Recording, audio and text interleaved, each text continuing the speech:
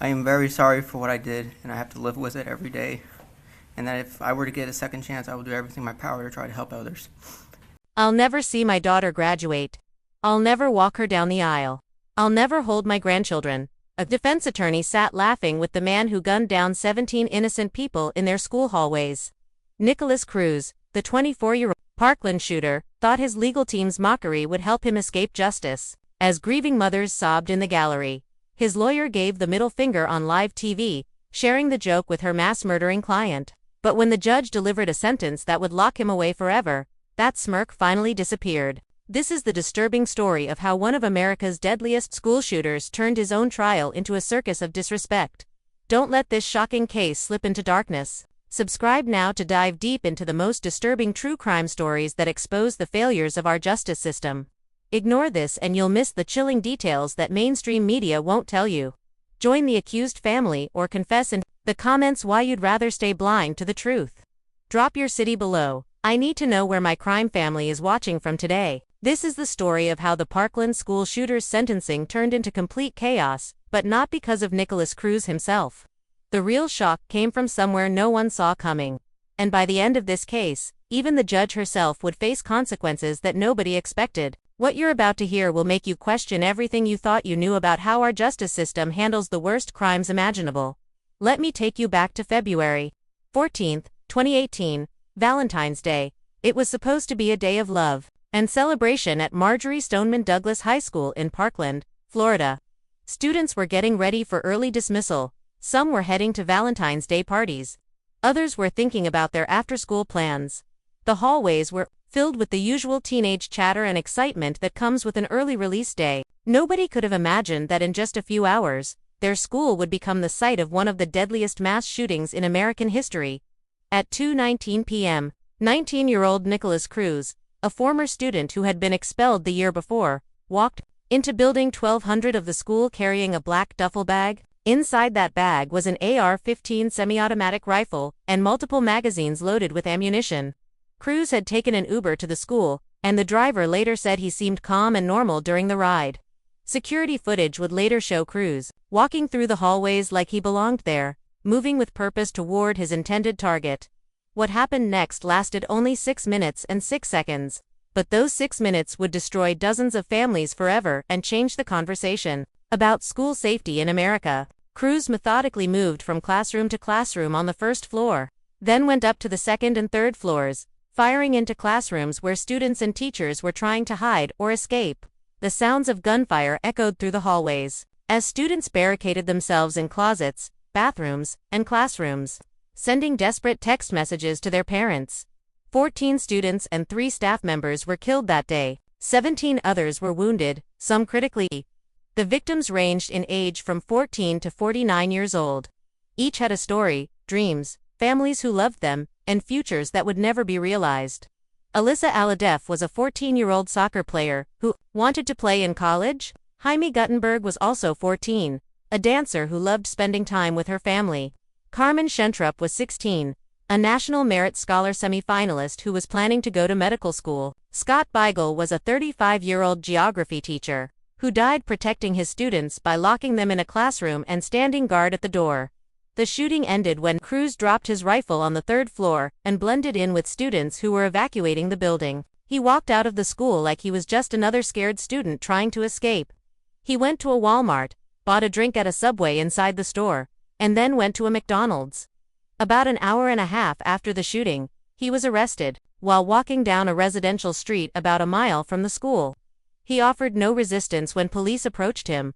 The investigation that followed revealed the extent of Cruz's planning and preparation. His internet search history showed he had researched previous mass shootings, including Columbine and Sandy Hook.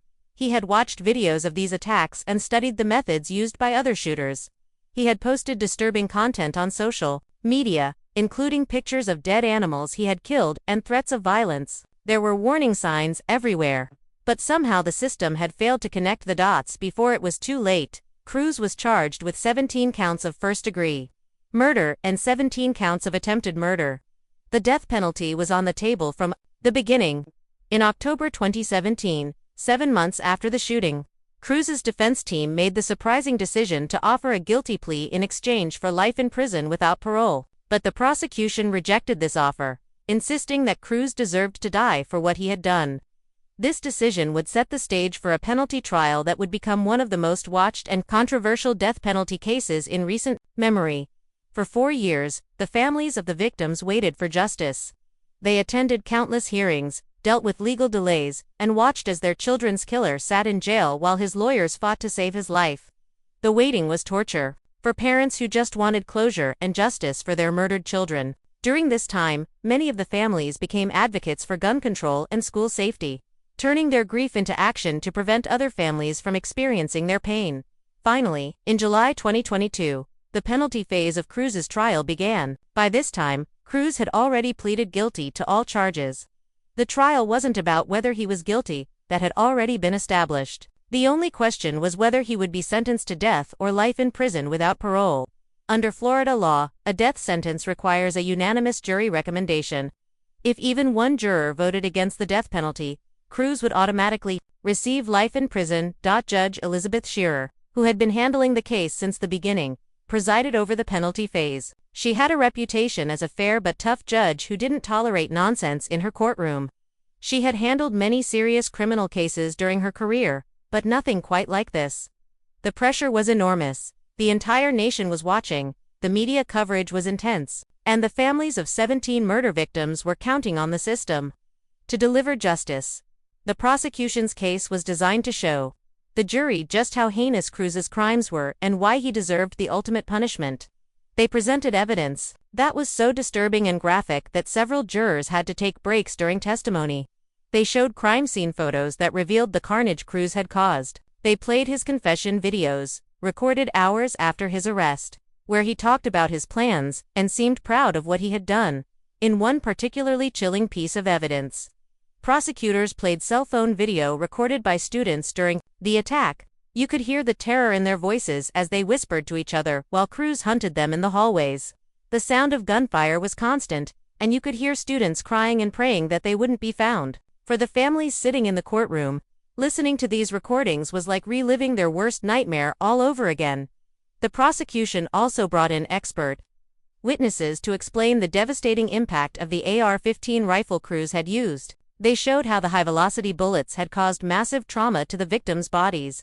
They explained how some victims had been shot multiple times, and how Cruz had targeted some students with additional shots even after they were already down. The evidence painted a picture of someone who was not just killing but was trying to cause maximum pain and suffering. But it was during this trial that something unprecedented began to happen.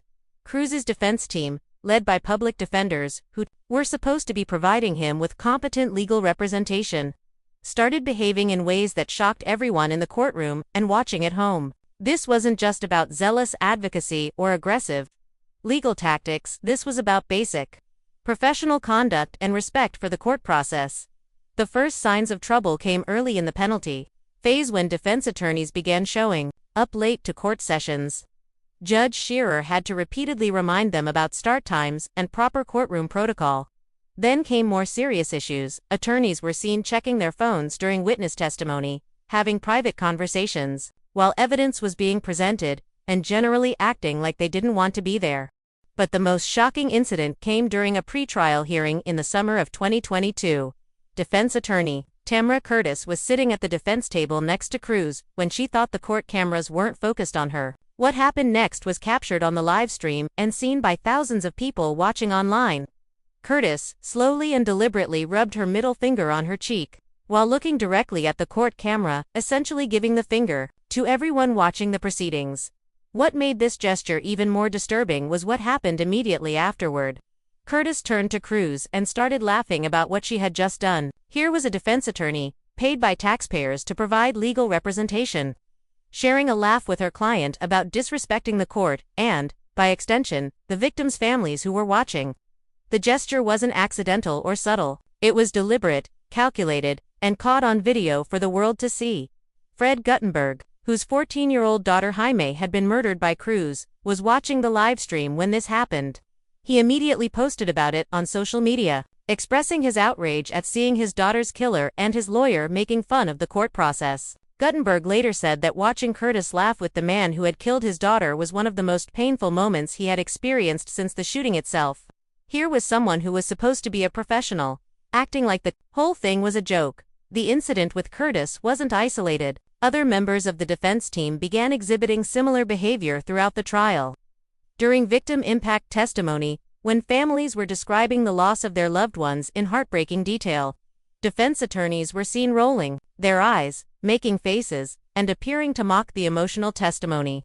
One attorney was caught on camera making what appeared to be sarcastic gestures while a mother described finding out her child had been murdered.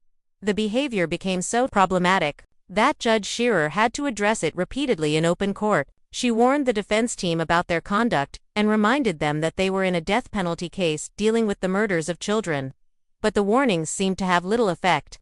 The inappropriate behavior continued, and in some cases, it seemed to get worse. If you're as shocked by this unprofessional behavior as I am, hit that subscribe button. We dive deep into cases like this every week on Accused. During one particularly tense moment in the trial, there were heated exchanges between defense attorney McNeil and Judge Shearer about the conduct of the defense team. This led to conflicts in open court, with the judge expressing her frustration at what she saw as inappropriate behavior during a death penalty case. Legal experts watching the trial said they had never seen anything like it in a death penalty case. The defense team's strategy appeared to be based on portraying Cruz as mentally ill and damaged by his background. They presented evidence about his troubled childhood, his mother's drug use during pregnancy, and his history of mental health issues. They brought in expert witnesses who testified about his brain damage and developmental problems. The goal was to convince the jury that while Cruz was responsible for his actions, he was also a damaged person who deserved mercy rather than execution. But the way they presented this defense often seemed to backfire. Their unprofessional behavior in court made it appear as though they weren't taking the case seriously. Some legal experts began to question whether Cruz was receiving adequate representation, which is a constitutional requirement in death penalty cases. The behavior was so bad that it raised questions about whether the case might be overturned on appeal due to ineffective assistance of counsel. As the trial progressed, more disturbing details about the defense team's conduct emerged. Court staff reported that attorneys were frequently late, unprepared, and dismissive of court personnel. They were seen laughing and joking in the hallways while families of murder victims were present. During breaks and testimony, some attorneys appeared to be more focused on their phones than on preparing for the next phase of the trial. The prosecution, led by experienced prosecutors Mike Satz and Maria Schneider, presented their case with professionalism and respect for the court process. They methodically went through the evidence, called witnesses who testified about the impact of the murders, and argued that Cruz deserved the death penalty for his crimes. The contrast between their professional demeanor and the defense team's behavior was stark and noticed by everyone in the courtroom. One of the most powerful parts of the prosecution's case was the testimony from family members and survivors. One by one, they took the stand to tell the jury about their loved ones and how the shooting had destroyed their lives. These victim impact statements were heartbreaking and difficult to listen to, but they gave the jury a clear picture of the human cost of Cruz's actions. Lori Aladeth, whose daughter Alyssa was killed, testified about her daughter's dreams of playing soccer in college and how those dreams died with her. She described the moment she learned about the shooting and the hours of agony she spent not knowing if her daughter was alive or dead. When she finally learned the truth, she said her world collapsed completely. Tony Montalto, whose daughter Gina was murdered, talked about how Gina had been planning to go to college and study to become a teacher. She wanted to help other children learn and grow. Instead, she died at the age of 14, shot multiple times by Cruz as she tried to hide in her classroom. Montalto's testimony was so emotional that even some court personnel were seen wiping away tears. Throughout all of these victim impact statements, Cruz mostly sat quietly at the defense table. Unlike his attorneys, he didn't make faces or gestures. During the testimony, he occasionally looked at the witnesses, sometimes he looked down at the table, but he didn't interrupt or react in obvious ways. This contrast between Cruz's relatively respectful behavior and his lawyers' conduct was noted by many court observers. The jury deliberated for several days before reaching their verdict. On October 13, 2022, the courtroom was packed with victims, families, media representatives, and members of the public who had been following the case. The tension was palpable as everyone waited to learn whether Cruz would live or die for his crimes. **. When the verdict was announced, it sent shockwaves through the courtroom and beyond. The jury had voted for life in prison without parole, not the death penalty.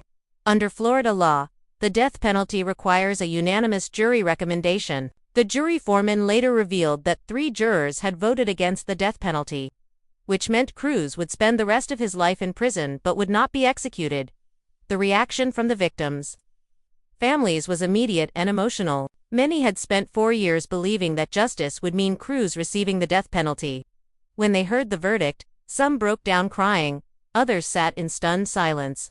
Lori Alhadeff was heard saying, "I'm disgusted," as the verdicts were read. The families felt like the system had failed them and their murdered loved ones. The jury's decision was controversial and sparked intense debate about the death penalty in Florida and across the country. Some people supported the decision, arguing that life in prison was an appropriate punishment and that the death penalty should be reserved for the worst of the worst cases. Others were outraged, feeling that if Cruz didn't deserve to die for killing 17 people in a school, then nobody did. November 2, 2022 was set as the formal sentencing hearing. This was when Judge Shearer would officially impose the sentence of 34 consecutive life terms without the possibility of parole, 1 for each person killed or wounded in the shooting. But before the sentencing, Florida law allowed the victims' families to make impact statements directly to Cruz.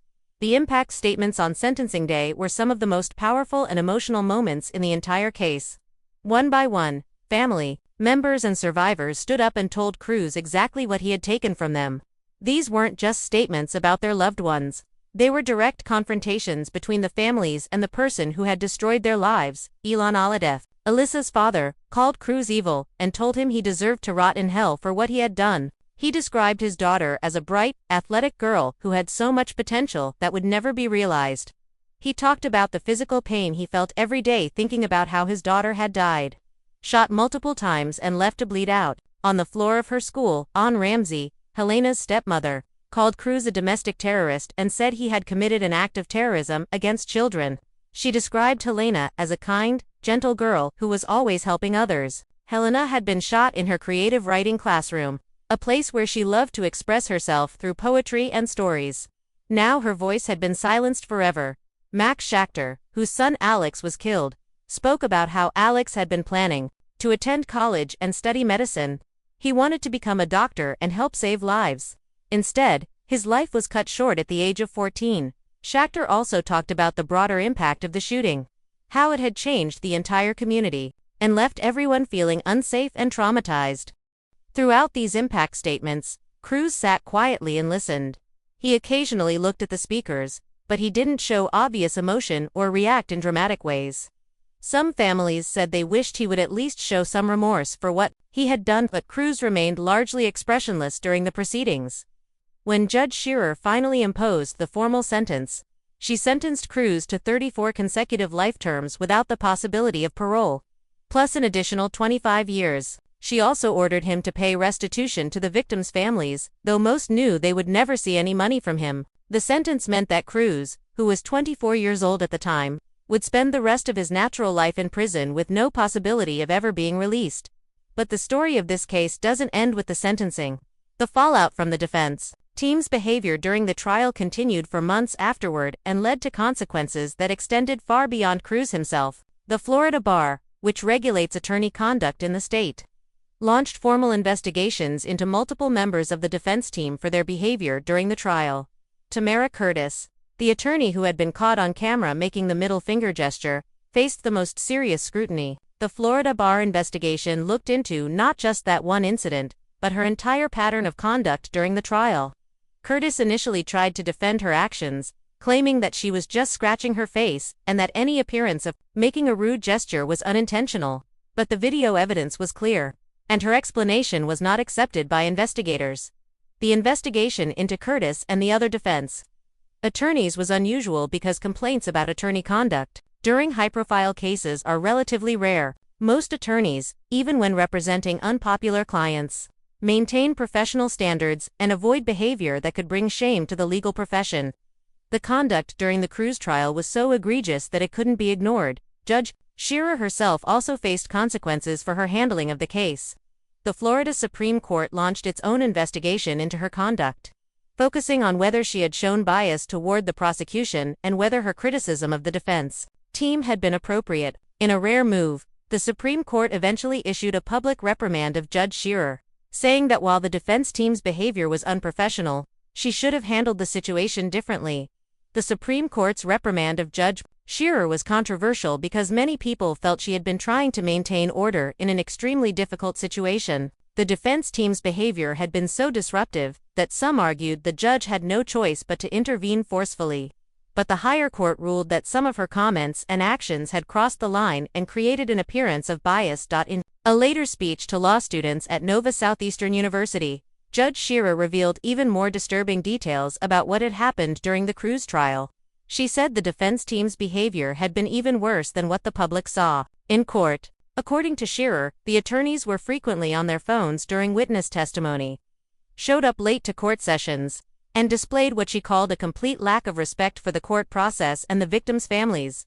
Judge Shearer also revealed that the defense team had made personal attacks against her outside of court, including comments about her ability to be impartial because she was a mother. She said these attacks had been hurtful and completely inappropriate for a professional legal setting. The judge's speech provided insight into just how toxic the atmosphere had become during the trial. The psychological question that emerged from this case was why professional lawyers would behave this way during such a serious trial. Legal experts and psychologists offered several theories. Some suggested that defending someone who had committed such a horrific crime could affect attorneys emotionally, leading to inappropriate coping mechanisms or complete detachment from the severity of the situation. Others theorized that the defense team was overwhelmed by the magnitude of the case and the intense media scrutiny. Death penalty cases are always stressful for defense attorneys, who know that their client's life literally hangs in the balance of their performance. The pressure to save Cruz's life, combined with the knowledge that he was widely hated by the public, may have caused some attorneys to crack under the stress. There was also speculation that some of the behavior was intentional, that the defense team was trying to create grounds for an appeal by provoking the judge into making mistakes. If they could show that the judge was biased against them or had treated them unfairly, they might be able to get Cruz a new trial or have his sentence overturned. But most legal experts dismissed this theory, saying the behavior was too obviously unprofessional and likely hurt Cruz's case more than it helped. Another theory was that the defense team was simply in over their heads. While they were experienced public defenders, a case of this magnitude and media attention was unlike anything they had handled before. The combination of representing such an unpopular defendant, dealing with intense public scrutiny, and trying to save the life of someone who had committed such terrible crimes, may have been more than they could handle professionally. The case also raised broader questions about how the justice system handles cases involving mass violence. The families of the victims had waited for years for justice, only to see the trial turn into what many described as a circus. The focus shifted from Cruz's crimes to the behavior of his lawyers, which seemed to add insult to injury for families who were already suffering. Today, Nikolas Cruz is serving his sentence at Broward Correctional Institution, a maximum security prison in South Florida. At 25 years old, he will spend the rest of his life behind bars. His daily routine is highly regimented and isolated. He spends most of his time in his cell, with limited interaction with other inmates. He has no possibility of parole and will never be released from prison. Life in prison for Cruz means exactly that, life. He will never have a family, never live as a free man, and will spend every single day for the next 50, 60, or possibly 70 years thinking about what he did on Valentine's Day 2018. Some victims' families find comfort in knowing that he will never be free again, while others still wish he had received the death penalty. The families of the 17 victims have continued their advocacy work in the years since the trial ended. Many have become full-time activists, working to prevent other families from experiencing the tragedy they went through.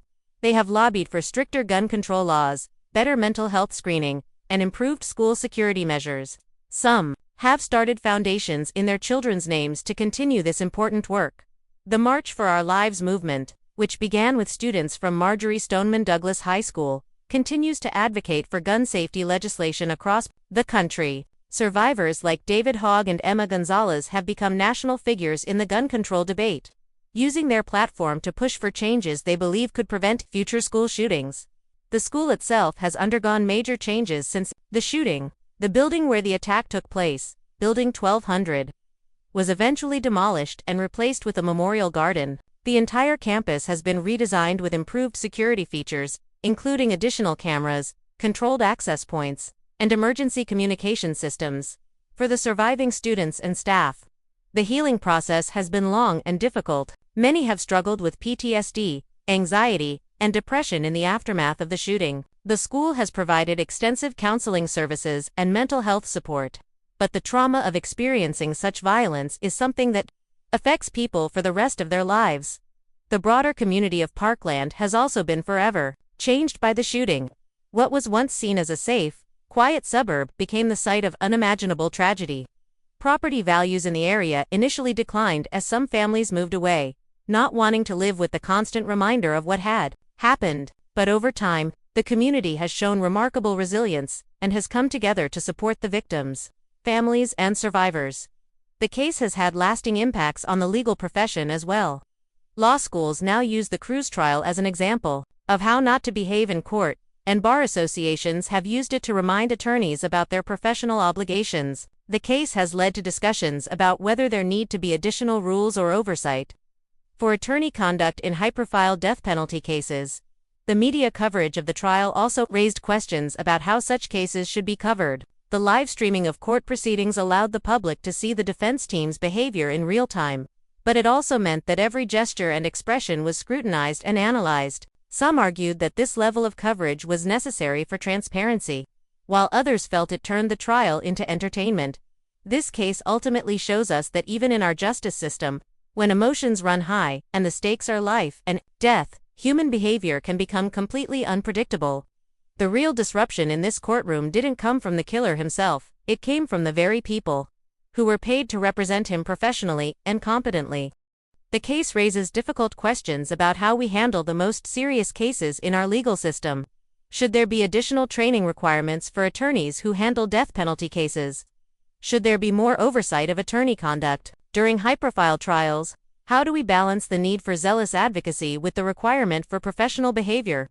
It also highlights the ongoing pain experienced by families of mass violence victims. Even when the perpetrator is caught, prosecuted, and sentenced, the legal process can become a source of additional trauma rather than healing. The families in this case had to endure not only the loss of their loved ones, but also the spectacle of their killer's trial turning into a circus. The debate over Cruz's sentence continues to this day. Some people believe that life in prison was the appropriate punishment, arguing that the death penalty should be reserved for only the most extreme cases, or that it's inherently wrong to execute anyone. Others remain convinced that Cruz deserved to die for his crimes and that the jury's decision to spare his life was a failure of the justice system. What's clear is that no sentence, whether death or life in prison, can truly provide justice for the families who lost loved ones in the Parkland shooting. Nothing can bring back the 14 students and 3 staff members who died that day. No punishment can undo the trauma experienced by the survivors or heal the broken hearts of the families left behind. The legacy of this case will likely be remembered, not just for Cruz's crimes, but for how the legal system handled one of the most important trials of our time. The unprofessional behavior of the defense team overshadowed what should have been a solemn proceeding focused on justice for the victims. Instead, it became a cautionary tale about the importance of maintaining professional standards, even in the most difficult circumstances. As we reflect on this case, it's important to remember that behind all the legal drama and media coverage were real people who suffered unimaginable losses. 17 families had their lives destroyed by one person's actions, and hundreds of others were traumatized by what they experienced or witnessed. The focus should always remain on honoring the victims and supporting the survivors, rather than on the spectacle that the trial became.